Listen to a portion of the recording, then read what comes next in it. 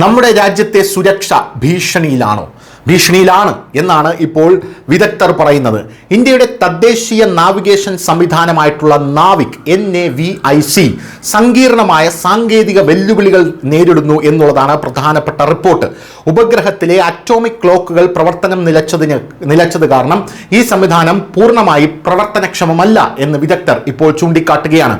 March 10 IRNSS 1F എന്ന ഉപഗ്രഹത്തിലെ അവസാന atomic ക്ലോക്കും പ്രവർത്തനരഹിതമായതോടെയാണ് നിലവിലെ പ്രതിസന്ധി രൂക്ഷമാകുന്നത്. ഒരു നാവിഗേഷൻ സംവിധാനം കൃത്യമായി പ്രവർത്തിക്കാൻ കുറഞ്ഞത് 4 ഉപഗ്രഹങ്ങളെങ്കിലും അറ്റോമിക് ക്ലോക്കുകൾ പ്രവർത്തന സജ്ജമായിരിക്കണം. എന്നാൽ നിലവിൽ IRNSS 1B, IRNSS 1L, NVS-01 എന്നീ 3 ഉപഗ്രഹങ്ങൾ മാത്രമാണ് സേവനങ്ങൾ നൽകാൻ പ്രാപ്തിയുള്ളത് എന്നുള്ളതാണ് പ്രധാനപ്പെട്ട കാര്യം. സൈനിക നീക്കങ്ങൾക്കും മാപ്പിങ്ങിനും മറ്റ് ആസൂത്രണങ്ങൾക്കുമായി രാജ്യങ്ങളുടെ സായുധ സേനകൾ ഇത്തരം ഗതിനിർണയ ഉപഗ്രഹ സംവിധാനത്തെയാണ് ആശ്രയിക്കുന്നത്. ഇതിനായി വിദേശ നാവിഗേഷൻ ഉപഗ്രഹ സംവിധാനത്തെ ആശ്രയിക്കുന്നതിൽ വലിയ വെല്ലുവിളികളുണ്ട്.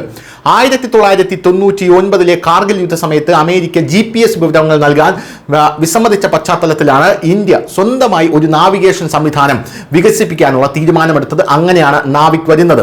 യുദ്ധസമയത്ത് വിദേശ സംവിധാനങ്ങളെ ആശ്രയിക്കുന്നത് അപകടകരമാണ്. വിദേശ രാജ്യങ്ങൾക്ക് സിഗ്നലുകൾ പിശകുകൾ വരുത്താനോ തെറ്റായ സ്ഥാന വിവരങ്ങൾ നൽകി കബളിപ്പിക്കാനോ അതായത് സ്പൂഫിംഗ് നടത്താനോ സാധിക്കുമെന്നത് രാജ്യസുരക്ഷയ്ക്ക് തന്നെ ഭീഷണിയാണ്.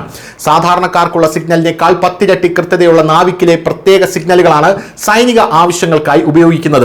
ആദ്യ തലമുറ ഉപഗ്രഹങ്ങളിലെ അറ്റോമിക് ക്ലോക്കുകൾ പരാജയപ്പെടുന്നത് കാരണം രണ്ടാം തലമുറ ഉപഗ്രഹങ്ങളായിട്ടുള്ള NVS പരമ്പര വിക്ഷേപിക്കാൻ തുടങ്ങിയെങ്കിലും 2025 NVS-002 വിക്ഷേപണം പരാജയപ്പെട്ടത് വീണ്ടും പ്രതിസന്ധിയായി. ഇത് NVS-03, 4, 5 എന്നീ ഉപഗ്രഹങ്ങളുടെ വിക്ഷേപണം വൈകാൻ കാരണമായി എന്നുള്ളതാണ് പ്രധാനപ്പെട്ട കാര്യം. ഇതോടുകൂടി ഇന്ത്യ തദ്ദേശീയമായി വികസിപ്പിച്ചെടുത്ത നാവിഗേഷൻ സിസ്റ്റമായിട്ടുള്ള നാവിക് വലിയ പ്രതിസന്ധി നേരിടുന്നു. ഇത് നമ്മുടെ രാജ്യത്തിന്റെ സുരക്ഷയെ തന്നെ പ്രാഥമികമായി ബാധിക്കുമെന്നാണ് ഇപ്പോൾ വിലയിരുത്തൽ പുറത്തു വരുന്നത്. News desk, news India Malayalam.